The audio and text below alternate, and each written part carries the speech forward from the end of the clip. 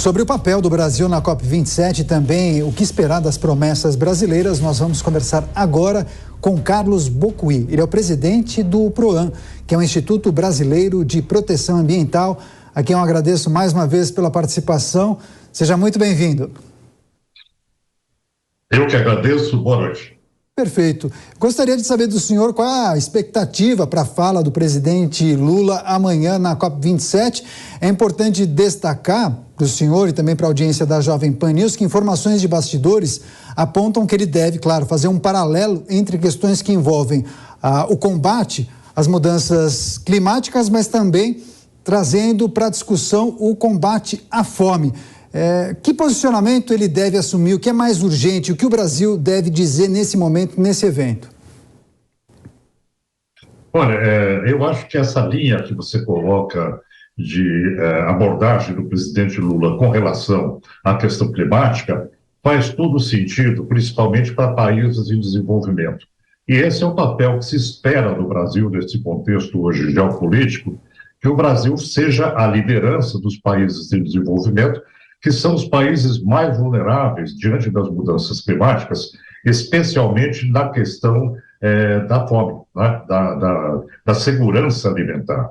Isso se refere ao Brasil, se refere à África subsaariana. Então, esse discurso está em sintonia com as perspectivas futuras em que o Brasil se insere no contexto global, onde se prevê que haverá dificuldade de manutenção de alimentação para toda a população mundial. Isso é bom dizer, principalmente hoje, onde o mundo atinge 8 bilhões de habitantes, justamente no dia de hoje, não é?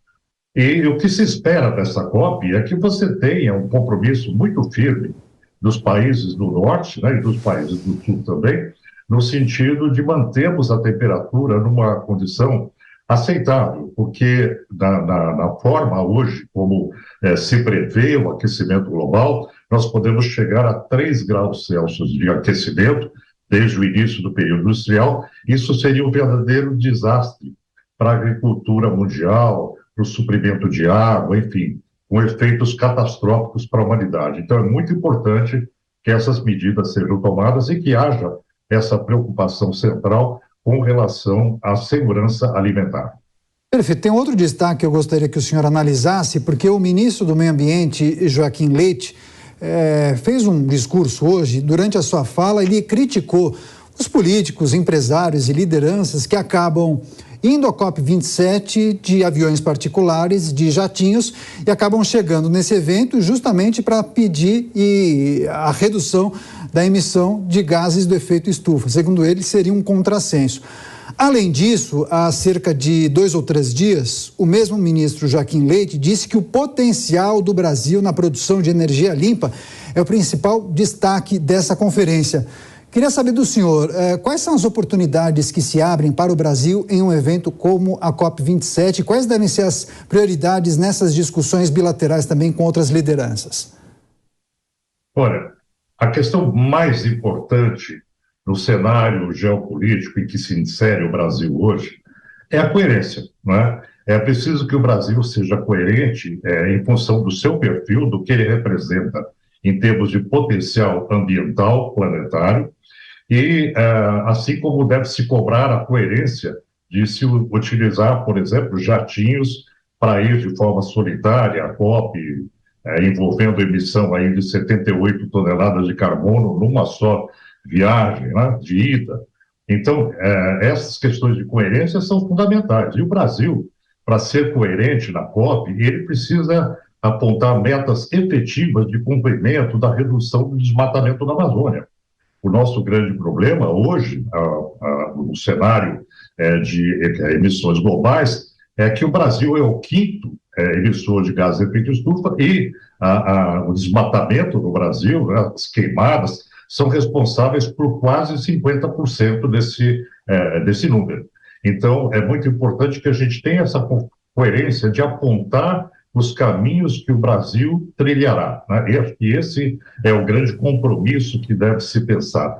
Infelizmente, o Brasil está indo para essa conferência debaixo de um retrocesso, porque o Brasil perdeu muito protagonismo global com relação à mudança climática, e também deixou de fazer a lição de casa, que é aqueles compromissos que o Brasil assumiu junto ao Acordo de Paris, né? Então, o que se espera é que se reative esses compromissos, que o Brasil, como potência global na área de biodiversidade, de meio ambiente, ele se insira fortemente nesse cenário como liderança, mas especialmente baseado nos seus planos internos, para que ele seja um país que cumpra os compromissos internos de uma forma consistente, robusta, e assim, com esse aval de ação, né, de o que nós chamamos de coerência ambiental, ele possa se reportar ao mundo cobrando também as ações dos outros países. A COP27 é a expectativa para a participação do Brasil no evento. Estamos conversando com Carlos Bocuí,